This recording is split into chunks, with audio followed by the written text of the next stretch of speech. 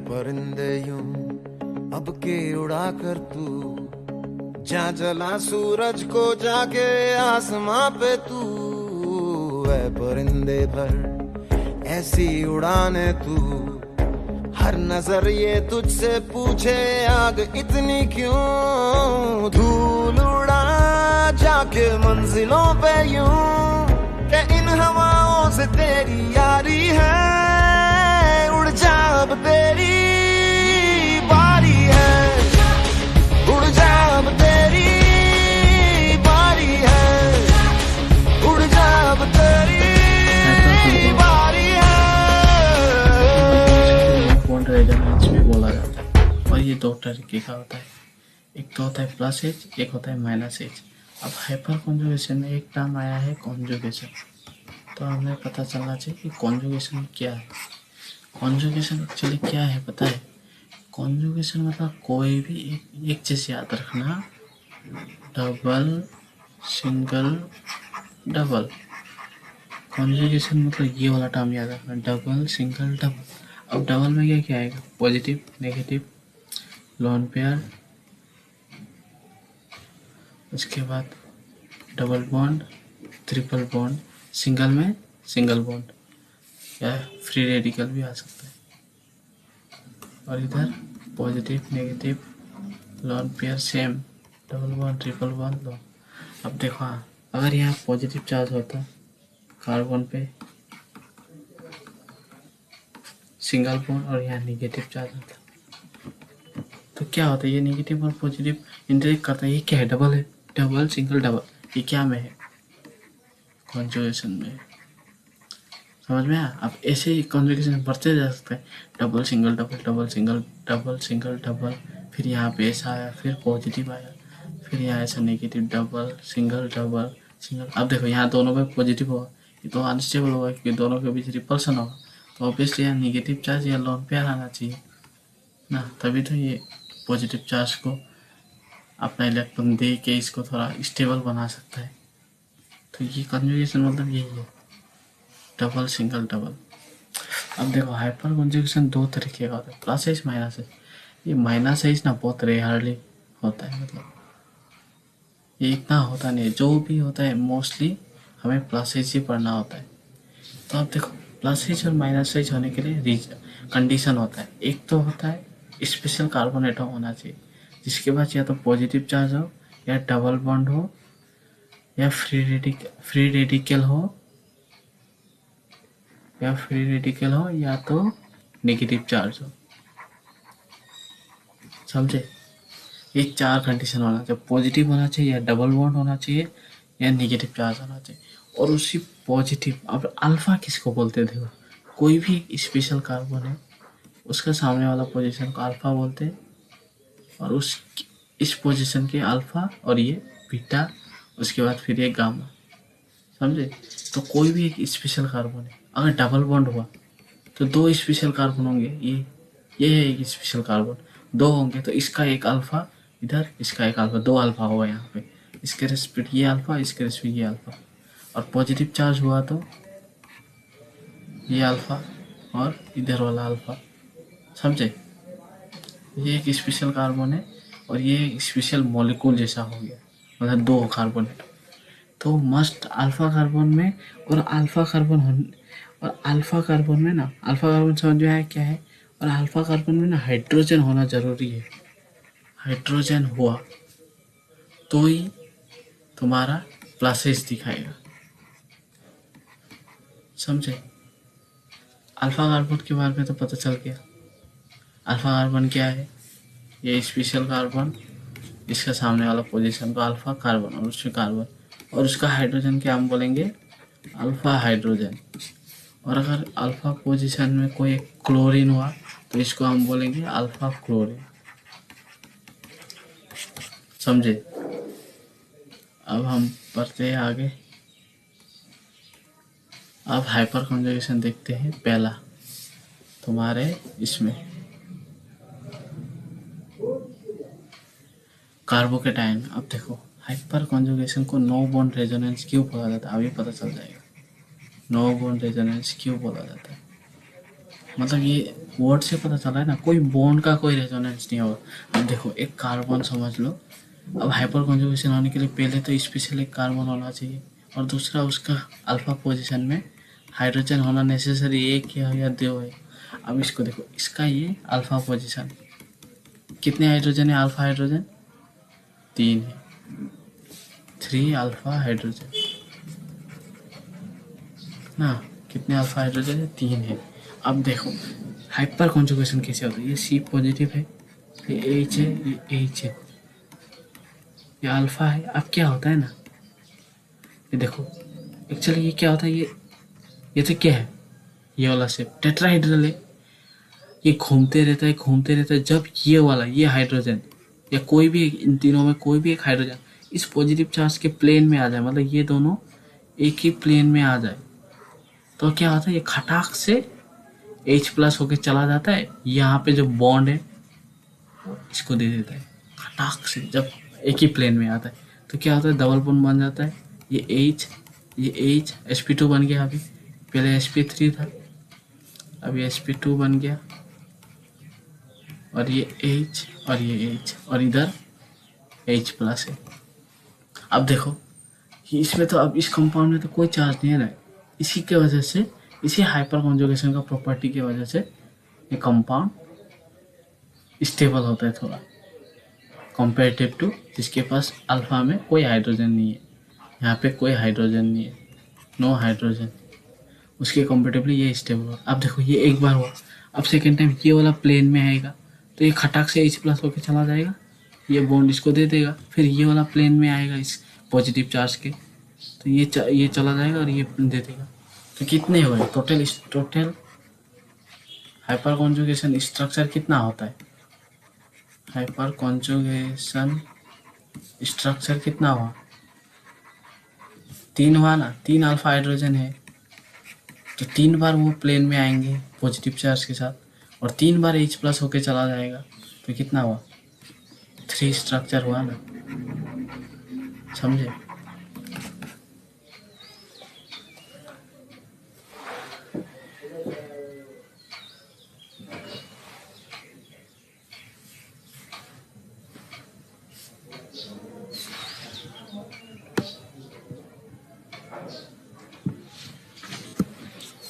तो ये था, स्पेशल कार्बन होना ज़रूरी है हाइपर कॉन्जुगेशन के लिए। इसका 3 स्ट्रक्चर बनेगा, एक तो C++C H, एक तो H1 बोलता हूँ, H2 बोलता हूँ, H3, 2 और 3 यहीं पे और H1 चला गया, मतलब खटाक से वो उसका प्लेन में आएगा पॉजिटिव चार्ज का। उसके बाद दूसरा है C H double bond C H1 और H3 था, H2 खटाक से पॉजिटिव चार्ज का प्लेन में आया, ये इसका प्लेन में आया, H1 का भी प्लेन में आया, ये दे दिया, ये बॉन्ड दे दिया उसको और उस पॉजिटिव चार्ज को न्यूट्रल का कम कर दिया, मतलब न्यूट्रल कर दिया। और इसका इसलिए हाइपर कॉन्जुगेशन में क्या बोलता है, अल्फा हाइड्रोजन जितना ज़्यादा उतना ज़्यादा स्ट्रक्चर। अब देखो 3 अल्फा हाइड्रोजन है, अब 3 स्ट्रक्चर बनेगा, और ज़्यादा अल्फा हाइड्रोजन और ज़्यादा स्ट्रक्चर, H1 H2 बचा, H3 चला गया, 3 हुआ ना, 3 स्ट्रक्चर हुआ ना। इसको कभी कभी नो बॉन्ड रेजोनेंस बोल के आता है, याद रखना। क्यों, देखो यहाँ पे कोई बॉन्ड का रेजोनेंस नहीं हो रहा है, ये तो क्या हो रहा है, H+ चला गया, यहाँ पे जो भी इलेक्ट्रॉन है वो इसको दे दिया, यहाँ पे कोई बॉन्ड का रेजोनेंस नहीं हो रहा है ना, यहाँ बॉन्ड का रेजोनेंस नहीं हो रहा, बस इलेक्ट्रॉन शिफ्ट हो रहा है इधर।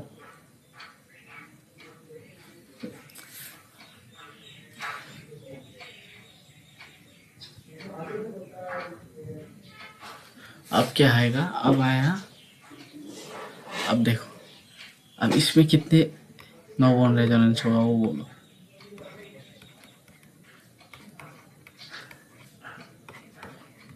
ये देखो इसमें कितना होगा। अब देखो ये स्पेशल कार्बन है, पहला देखा मैंने स्पेशल कार्बन है, हाँ है। उसके बाद अल्फा कार्बन है, हाँ 3 अल्फा कार्बन है, कितने हाइड्रोजन है, 3 तो इससे 3 बनेगा, इससे 3 बनेगा, इससे 3 बनेगा, टोटल कितना हुआ, 9 अल्फा हाइड्रोजन हुआ। तो कितने स्ट्रक्चर? 9 स्ट्रक्चर। 10 मत बोलना, इसको नहीं बोलेंगे हम। ये 9 कितने स्ट्रक्चर बोला तो 9 होगा, 9 बनेगा ना हाइपर कॉन्जुगेशन के बाद। अब इस कंपाउंड में देखो,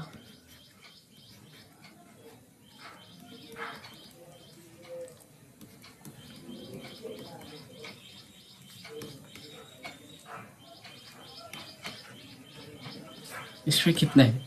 स्पेशल कार्बन है, यहाँ है, अल्फा कार्बन है, यहाँ है, ये भी तो अल्फा कार्बन है, ये भी तो अल्फा है। 1 2, यहाँ 2 अल्फा हाइड्रोजन, यहाँ 3 अल्फा हाइड्रोजन, यहाँ 1 अल्फा हाइड्रोजन। कितना हुआ? 3 4 5 6, 6 अल्फा हाइड्रोजन, 6 अल्फा हाइड्रोजन। तो कितने स्ट्रक्चर हुआ? 6 स्ट्रक्चर।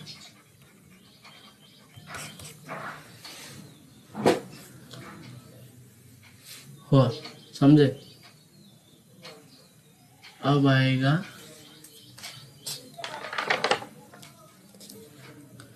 अब देखो, इसमें तो खत्म हो गया तुम्हारा। अब देखो, इसमें एक चीज याद रखना, स्टेबिलिटी अगर कार्बोकेटायन का कभी पूछे, स्टेबिलिटी ऑफ कार्बोकेटायन, तो directly proportional to number of alpha hydrogen. Hyperconjugation, अगर हम हाइपर कॉन्जुगेशन से देखें तो, और वो इंडक्टिव और मेसोमेरिक इफेक्ट भी लगेगा, पर इससे देखें तो अब जैसे कि CH3 CH3 CH3 पॉजिटिव, और CH3 CH3 पॉजिटिव, C यहाँ पे H होगा, H CH3 पॉजिटिव, और H पॉजिटिव। इसमें कितने अल्फा कार्बन? 3 अल्फा कार्बन, कितने? 9 अल्फा हाइड्रोजन, तो कितने स्ट्रक्चर? 9। इसमें कितने? 6 अल्फा हाइड्रोजन, तो कितने स्ट्रक्चर? 6 स्ट्रक्चर। इसमें कितने? 3 अल्फा हाइड्रोजन, ये एक ही कार्बन है अल्फा कार्बन, इसमें तो 2 है अल्फा कार्बन, इसमें 3 है, तो इसमें 3 अल्फा हाइड्रोजन, तो 3 स्ट्रक्चर। इसमें 9 alpha carbon, 9 hyper conjugation structure, समझे? तो स्टेबिलिटी क्या हुआ? Directly proportional to number of alpha hydrogen. मतलब नंबर ऑफ अल्फा हाइड्रोजन मतलब क्या? Total number of structure different. तो ये हुआ ना, याद रखना, ये नीट के लिए बहुत इंपॉर्टेंट है।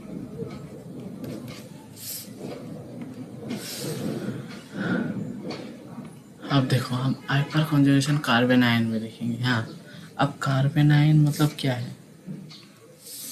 कार्बन आयन मतलब क्या? कार्ब, उसके बाद एनायन, एनायन मतलब नेगेटिव, और कार्ब मतलब कार्बन, मतलब कार्बोकेटायन, मतलब कार्बोकेटायन, कार्बो मतलब कार्बन, कैटायन मतलब पॉजिटिव, तो कार्बन में पॉजिटिव, ये कार्बन में नेगेटिव। अब देखो, कार्बन में नेगेटिव हो गया स्पेशल कार्बन, साथ में अल्फा हाइड्रोजन हुआ।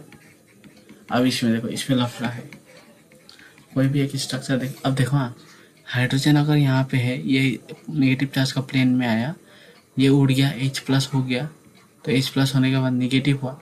अब नेगेटिव तो पहले तो क्या, ये दोनों इलेक्ट्रॉन, हम यहाँ पे जो दोनों इलेक्ट्रॉन वो तो दे देते ना।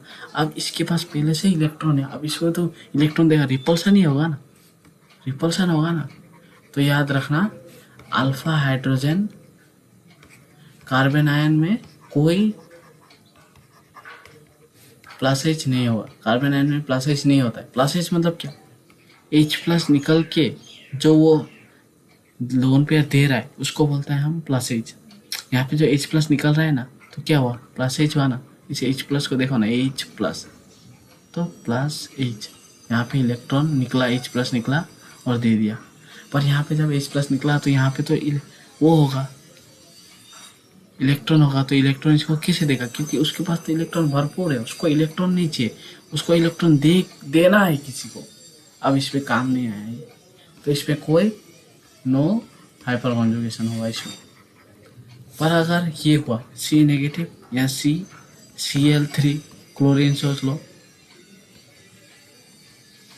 Hydrogen hydrogen. अब देखो अगर Cl प्लेन में आया, इन दोनों को बीच इलेक्ट्रोनेगेटिविटी किसका जाता है? Cl का। और Cl क्या है? Cl में क्या है? एक इलेक्ट्रॉन कम है, 2,8,7 नहीं है, एक इलेक्ट्रॉन चाहिए उसको ऑक्टेट बनाने के लिए।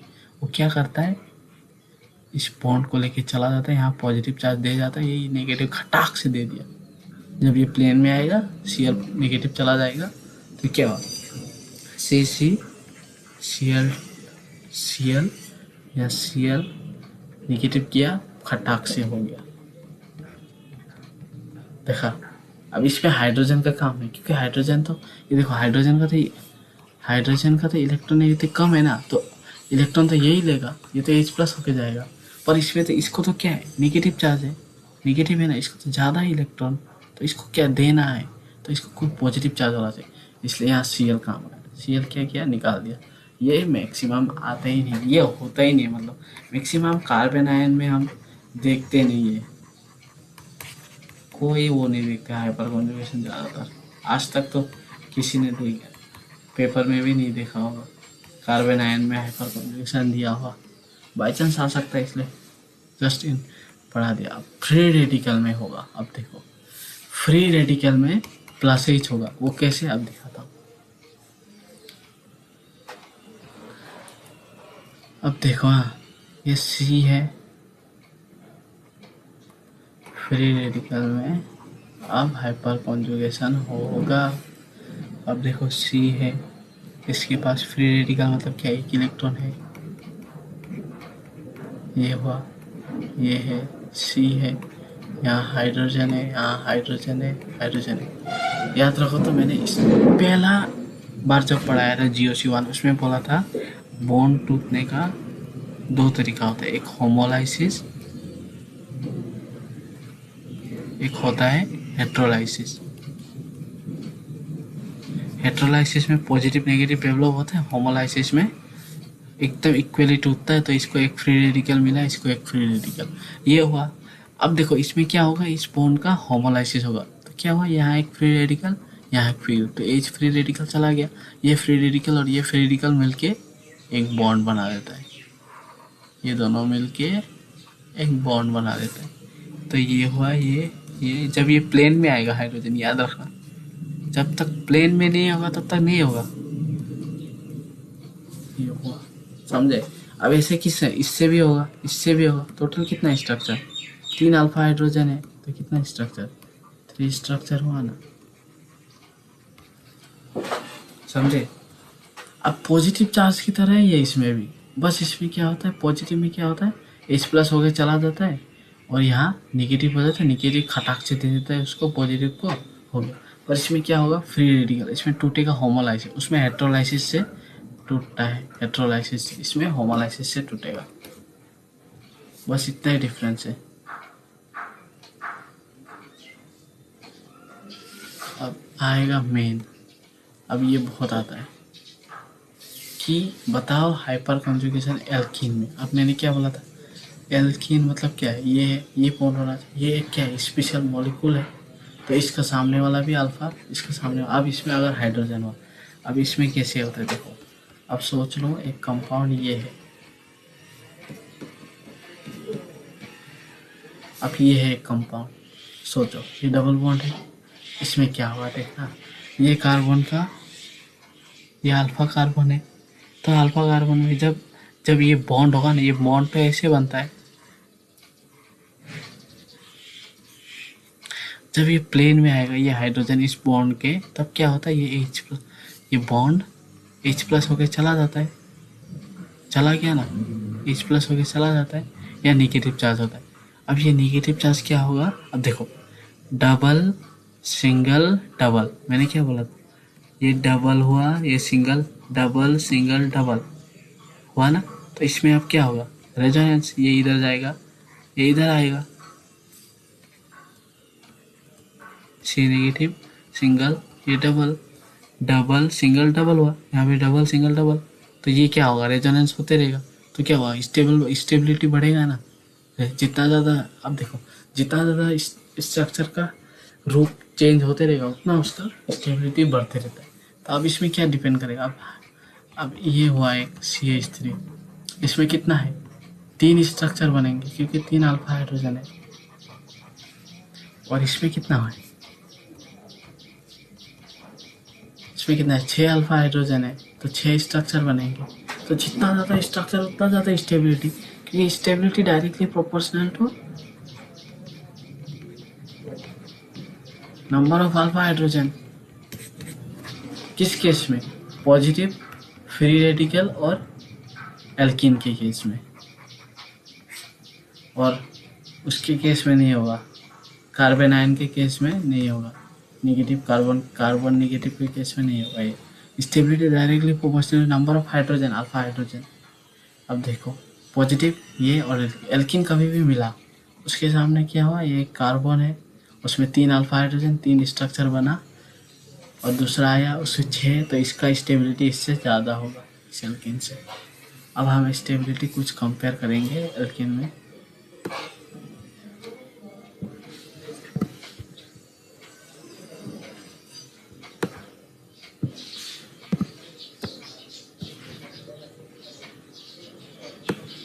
अब हम स्टेबिलिटी देखो, अब देखो C11C CH3, ये A है, मैंने हाइड्रोजन नहीं बनाया है यहाँ,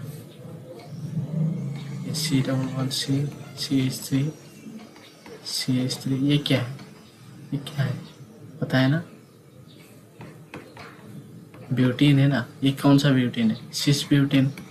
सिस क्यों बोला है, क्योंकि ये सेम साइड में ना, सेम एटम। सिस कब बोलते हैं हम, ए बी, जब ए और ए सेम साइड में आया और बी जब सेम साइड में आया। अब अगर अपोजिट साइड में हुआ बी, ये सिस हुआ, और जब अपोजिट साइड में हुआ तो इसको हम बोलते हैं ट्रांस, समझे ना। अब ये सिस ब्यूटेन दिया है, अब इन दोनों में स्टेबिलिटी बोला, देखो ये स्पेशल कार्बन, ये special carbon, alpha carbon, alpha carbon, alpha, एक ही अल्फा कार्बन, यहाँ तो हाइड्रोजन है, एक ही अल्फा कार्बन, तीन अल्फा हाइड्रोजन, इसमें 6 अल्फा हाइड्रोजन, तो कौन सा स्टेबल होगा, सिस ब्यूटेन ज़्यादा होगा ना। इसको बी मान लेता हूँ, इसको ए मान लेता हूँ, बी ज़्यादा स्टेबल होगा ना। इसी 6 स्ट्रक्चर बन रहा है, बी में 6 स्ट्रक्चर बन रहा है, और ए में 3 स्ट्रक्चर बन रहा है।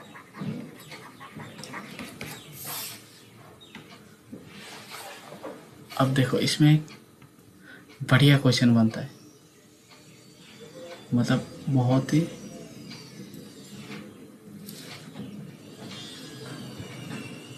वाई। अब एक चीज आता है, why trans butene is stable than cis butene. अब देखो, इसमें तुम्हें बढ़िया चीज, अब देखो ये CH3, यहाँ CH3, ये H, ये क्या है, सिस है, सिस ब्यूटेन है, ये सिस ब्यूटेन है, ये है ट्रांस ब्यूटेन की ऑपोजिट है। अब देखो अल्फा हाइड्रोजन, देखो इस कंपाउंड की अल्फा हाइड्रोजन 1 2, अल्फा हाइड्रोजन 2 हुआ, यहाँ भी अल्फा कार्बन 2 हुआ, total alpha hydrogen 6, alpha hydrogen अब 6। देखो अल्फा हाइड्रोजन तो सेम आ गया, अब देखो अब आया गंडगोल, अल्फा हाइड्रोजन दोनों में सेम, तो हम क्या सोचेंगे लॉजिकल, क्योंकि हमें तो पता है स्टेबिलिटी अल्फा हाइड्रोजन से, नंबर ऑफ अल्फा हाइड्रोजन से प्रोपोर्शनल होता है। तो इसमें तो 6 अल्फा हाइड्रोजन, इसमें भी 6, तो A इक्वल टू बी बोलेंगे स्टेबिलिटी, पर एक्चुअली वो होता नहीं। एक्चुअली क्या होता है, ट्रांस ज़्यादा होता है सिस से। अब सबका, अब देखो ट्रांस होता है ज़्यादा स्टेबल सिस से, याद रखना। एक्चुअली क्या होता है ना इसमें स्टेबिलिटी का, ये देखो 180 डिग्री रोटेट करो तो सिमेट्रिक है ना, इधर से CH3, इधर से भी CH3, इधर से CH3, इधर से। तो ये क्या होता है ना, इसका पैकिंग बढ़िया होता है, पैकिंग बढ़िया होता है। जब ये एक मॉलिक्यूल बनेगा ना, तो इसमें क्या होगा, पैकिंग बढ़िया होगा, क्योंकि ये 180 डिग्री रोटेट करता है, तो इसमें क्या होता है, पैकिंग बहुत बढ़िया होता है। जो मॉलिक्यूल सिमेट्रिक होता है 180 डिग्री में, उसका पैकिंग बढ़िया होता है। पैकिंग बढ़िया मतलब क्या, वो पूरा अच्छा से यहाँ पैक हुआ है। और जो चीज़ अच्छा से पैक हुआ है वो ज़्यादा स्टेबल होगा ना। खुद सोचो, किसी चीज़ को तुमने अच्छा से मिला के रखा है, तो उसको तुम हिलाओगे तो वो गिरने का चांस कम है ना। कोई भी किसी भी तरह फेंक दिया, उसको थोड़ा हिला दिया, वो कहाँ कहाँ से गिर गया। इसलिए बोलता है ना, पैकिंग जितना बढ़िया उतना ज़्यादा स्टेबल। तो ट्रांस ज़्यादा स्टेबल होता है शीर्ष। इसमें देखो 180 डिग्री में तो अपोजिट है, समझे।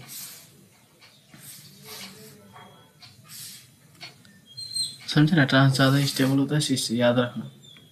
और ये वाला क्वेश्चन में जो कराने वाला हो आप स्टेबिलिटी में, ये नीट में जेई में आ सकता है। अब देखो मैं क्या कराता हूँ, डबल बॉन्ड CH3,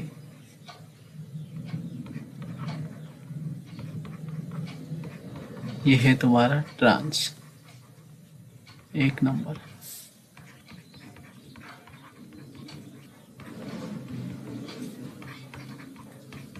ये है तुम्हारा B, ये तो ब्यूटीन है। बस क्या ब्यूटीन होगा ये, 1 2 3, 2 मिथाइल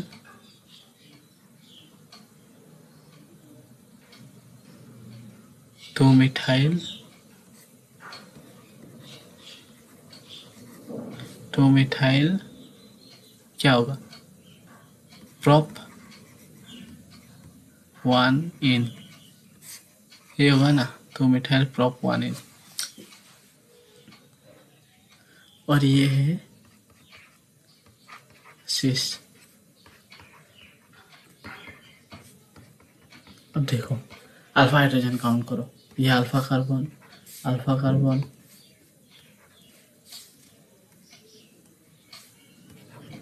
ये अल्फा कार्बन आ गया, 6 अल्फा हाइड्रोजन, इसमें अल्फा इस मॉलिक्यूल, 6 अल्फा हाइड्रोजन, इसमें अल्फा 6 अल्फा हाइड्रोजन, ला सब में अल्फा हाइड्रोजन से।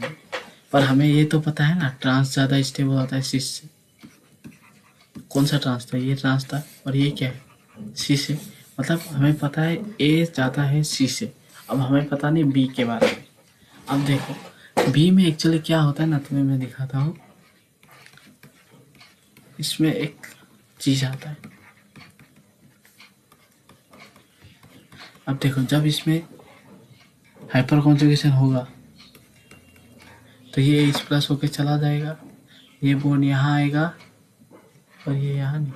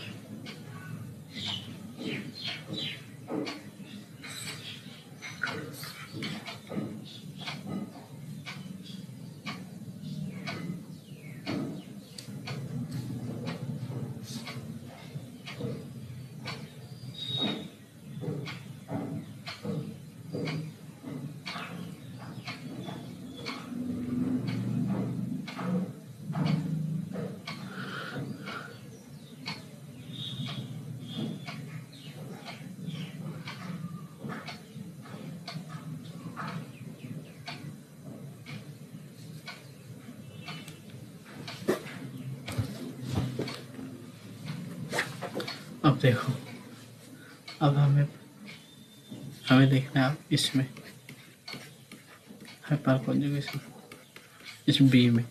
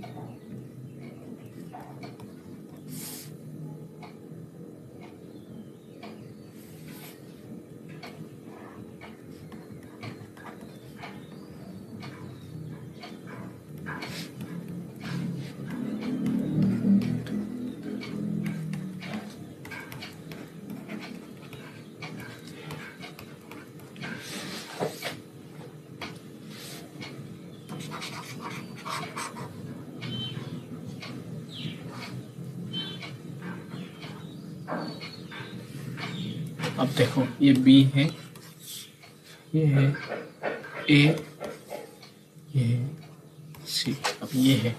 अब देखो हाइपर कॉन्जुगेशन यहाँ से H+ निकल रहा है, H+ चला गया, ये बॉन्ड यहाँ आया, नेगेटिव चार्ज यहाँ आया नेगेटिव, ये बॉन्ड, यही हुआ हाइपर कॉन्जुगेशन। बाकी में भी सेम ही होगा, सेम स्ट्रक्चर ही बनेंगे। ये डबल बॉन्ड बस नीचे चला जाएगा इस कार्बन के लिए, और इसके लिए यहाँ रहेगा हाइड्रोजन। अब ये H+ चला गया, H+, यहाँ से ये बॉन्ड यहाँ शिफ्ट हुआ, और ये वाला बॉन्ड यहाँ आया, नेगेटिव चार्ज यहाँ बन गया, ये वाला। अब इसमें देखो H+ चला गया नेगेटिव, ये C से यहाँ आया डबल बॉन्ड, ये बॉन्ड यहाँ था। अब देखो अब इस नेगेटिव चार्ज को गौर से देखो, इस नेगेटिव चार्ज को अच्छा से देखना। अब देखो नेगेटिव चार्ज में यहाँ क्या होगा, +I होगा हाइड्रोजन का, इसमें हाइड्रोजन का एक +I, साथ में CH3 का +I, और इसमें क्या हुआ CH3 का +I और हाइड्रोजन। अब देखो ये नेगेटिव चार्ज को क्या चाहिए, +I नहीं चाहिए ना। अब ये क्या कर रहा है, इलेक्ट्रॉन दे रहा है इसको। अब नेगेटिव पहले से इलेक्ट्रॉन ज़्यादा है, उसको और इलेक्ट्रॉन दे रहा है, ये तो क्या होगा, अनस्टेबल हो जाएगा ना। और इसमें तो क्या है, इसमें भी इलेक्ट्रॉन दे रहा है +I। अब हमें पता है ट्रांस तो ज़्यादा है सिस से बोल के, पर इसके बारे में हमें कुछ पता नहीं है ना इसके बारे में। अब ये क्या है, इसमें तो पर हाइड्रोजन का +I है ना, और इसमें है एक हाइड्रोजन का। अब एक हाइड्रोजन का है, एक हाइड्रोजन का, वो तो सेम हो गया, उससे मतलब नहीं। पर यहाँ एक CH3 का है, यहाँ एक CH3 का +I, पर यहाँ एक हाइड्रोजन, तो इसमें क्या +I कम हुआ। और +I कम हुआ, नेगेटिव चार्ज का स्टेबिलिटी ज़्यादा, तो स्टेबिलिटी ज़्यादा क्या होगा, B सबसे ज़्यादा होगा ना। B तो ट्रांस से भी ज़्यादा और सिस से भी ज़्यादा, तो स्टेबिलिटी ऑर्डर क्या आया, B then A then C। समझ में आया ये वाला, इम्पोर्टेंट है बस यहीं पे। और हाइपर कॉन्जुगेशन ख़त्म। कोई भी डाउट आया है तो कमेंट बॉक्स में लिख देना, मैं फ़ौरन उसे पढ़ के तुम्हें बोल दूँगा अपना डाउट। और हाइपर कॉन्जुगेशन ख़त्म हो गया। Thank you, bye bye. Notes तो तुम देखो खुद ही यहाँ से नोट करो, मैं तो दूंगा बाद में लास्ट में, पर खुद करो तो बढ़िया है, क्योंकि खुद के नोट्स सबसे बेस्ट होते हैं। यहाँ से नोट करो, जैसा समझ में आ रहा है वैसे नोट करो। एक बार समझ में नहीं आया 2 बार देखो।